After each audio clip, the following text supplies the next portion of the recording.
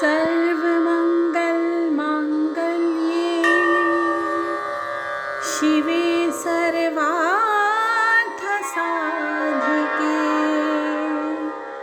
शरण्ये त्र्यम्बके गौरी नारायणी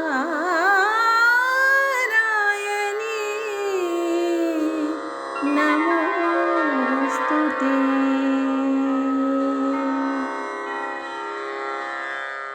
जय माँ इंद्राक्षी जय अम्बे। इंद्राक्षी धाम में दर्शकों आप सभी का हम हार्दिक स्वागत करते हैं।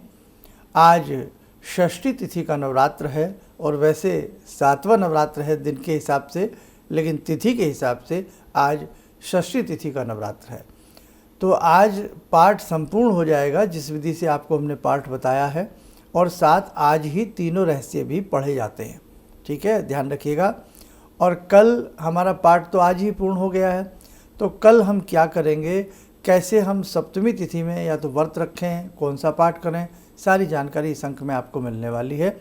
तो आइए पहले हम आज का पंचांग देखें। 28 सितंबर सन 2025 दिन रविवार संवत 2082, आश्विन मास शुक्ल पक्ष तिथि आज षष्ठी है। नक्षत्र ज्येष्ठा, आज जन्मे जातक गणमूल नक्षत्र की श्रेणी में होंगे। राहु काल 4:30 से 6, दिशा शूल पश्चिम दिशा। अब जहाँ तक हमने जिस क्रम से आपको पाठ की विधि बताई है, आप साधक जो साधक हमारे हिसाब से पाठ का कर्म करते आ रहे हैं, तो आज छठ तिथि है, लेकिन नवरात्र तो आज 7वां है, तिथि छठ है। तो छठ तिथि के हिसाब से, षष्ठी तिथि के हिसाब से आज का भोग पाठ सारी चीज़ें जान लीजिए। कल का भी हम आपको बता देते हैं। आज के इसी अंक में बहुत खास अंक है, ध्यान से सुनिए समझिएगा। तो आज जो स्वरूप है वो भगवती कात्यायनी की आज के दिन पूजा की जाती है। जगत जननी का जो भी चित्र, कैलेंडर, फोटो, मूर्ति आपके पास हो, तो जब हम भगवती का पंचोपचार या षोडशोपचार पूजन करते हैं, उसी समय हम प्रतिदिन के स्वरूप का ध्यान करते हैं कि हे भगवती कात्यायनी, आप हमारे इस पूजा घर में पधारें, आप हमारी पूजा स्वीकार करें, और हमसे जो त्रुटि भूल चूक रह जाए, अबोध बालक समझ करके हे जगत जननी आप हमें क्षमा करें। तो स्वरूप आज का कात्यायनी हो गया। आज षष्ठी तिथि के हिसाब से आज का जो भोग है, भगवती को मधु का भोग लगता है, शहद का भोग लगाया जाता है तिथि के हिसाब से। और यदि हम दिन की बात करें तो खीर का भोग लगता है, साबूदाना या जैसे इसके मखाना होता है, ड्राई फ्रूट होता है, उसकी खीर बना करके भगवती को भोग लगाया जा सकता है। अब हम पाठ की बात कर लेते हैं। कल आपने 11वां अध्याय पढ़ा होगा सुबह के समय या शाम के समय, जैसा आपका रूटीन है।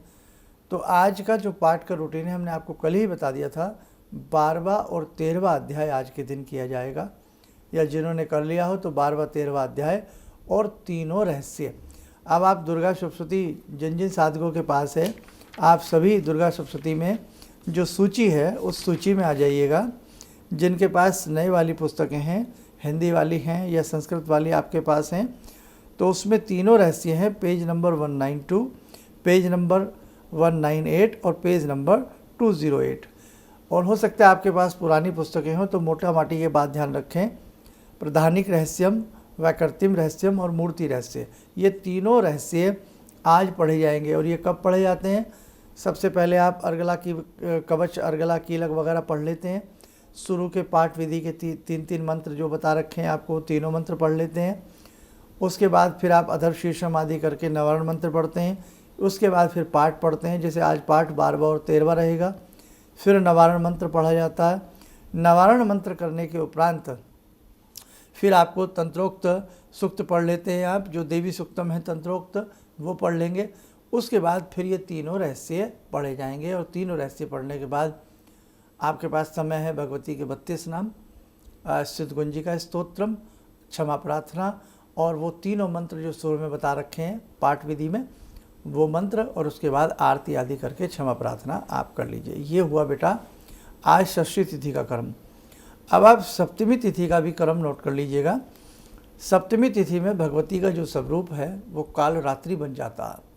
काल रात्रि भगवती का ध्यान करते हुए, काल रात्रि है जगत जननी, वही जो प्रार्थना आपको जैसे आती है वैसे कर लीजिए। बस भाव ये रखें कि आज हम काल रात्रि का पूजन कर रहे हैं। क्लियर?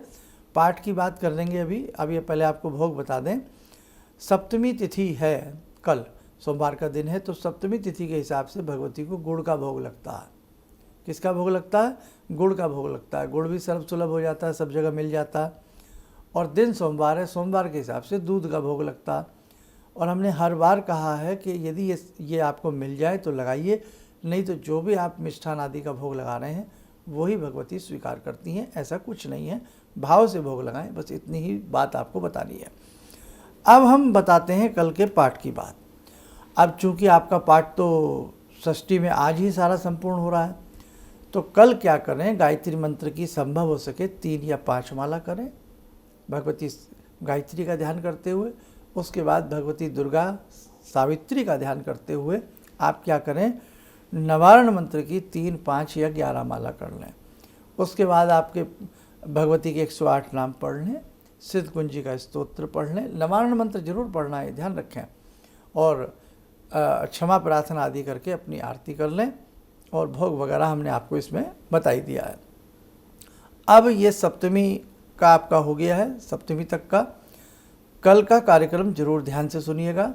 उस कार्यक्रम में जो लोग अष्टमी करते हैं, कन्या पूजन करते हैं, कन्या पूजन की उसमें संक्षिप्त सी आपको जानकारी दे देंगे। कढ़ाई पूजन की आपको जानकारी दे देंगे। और जो साधक नवमी करते हैं वो सेम अष्टमी वाला सुन लीजिए, कल का कार्यक्रम सुन लीजिए। वो नवमी भी सेम उसी प्रकार से कर सकते हैं। और कलश जो उठाया जाता है, जिस दिन आपके यहाँ कन्या पूजन होता है, आप अष्टमी में करते हैं या नवमी में करते हैं, जिस दिन आप करते हैं उसी दिन कलश को उठाया जाता है। कलश के जल के छींटे सारे घर में शांति पाठ पढ़ते हुए या गायत्री मंत्र पढ़ते हुए, दुर्गा दुर्गा बोलते हुए छींटे दिए जाते हैं। खेतों में, खलिहानों में, दुकान में, स्टोर में, हर जगह शुद्ध जल रहता है, छींटा दिया जाता है। बाकी जल जो बच जाए वो प्लांट में, गमला में या सूर्य आदि को अर्पण कर दिया जाता है। ये तरीका होता है, ठीक है। और आइए, समय चला आज की ध्यान साधना का, जुड़ते हैं भगवती माँ कात्यायनी से। ॐ सिन्दूरारुणविग्रहां त्रिनयनां माणिक्यमौलिस्फुरा स्तारानायकशेखरं स्मितमुखी बापेन वाक्षोरुवां पाणिभ्यामलपूर्णरत्नचषकां रत्नोत्परां बिभ्रति सौम्यां रत्नघटस्थरक्तचरणां ध्यायेत् पराम् अम्बिकां खड्गं चक्रगदेषु चापपरिगान् शूलम्बुशोण्डिं शिरा शङ्खं समदधतीं करे स्त्रीनयनां सर्वाङ्गभूषावृतां नीलासमद्युतिमास्य पाददशकां सेवे महाकालिकां यामास्तो स्वपितैहरो कमलजो हन्तुं मधुं कैटवम् विद्युद्दामसमप्रभां मृगपते स्कन्दस्थितां भीषणां कन्या विहकरवालखेटविलसा धस्ताविरासेवितां हस्तैश्चक्रगदाशिखेटविशिखां चापं गुणं तर्जनीं बिभ्राणामलिलात्मिकां शशिधरां दुर्गां त्रिनेत्रां भजे। कवच बना लें, ध्यान करें, जगत जननी का शुभ आशीष हम सबके ऊपर बरस रहा है।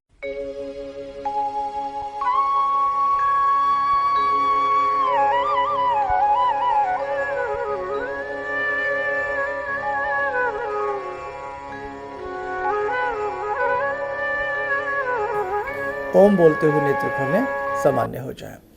और दिन में चलते फिरते, उठते बैठते बेटा दुर्गा दुर्गा दुर्गा दुर्गा या आयम ह्रीम क्लीम चामुंडाई विच्चे, इसको जपते ही रहें।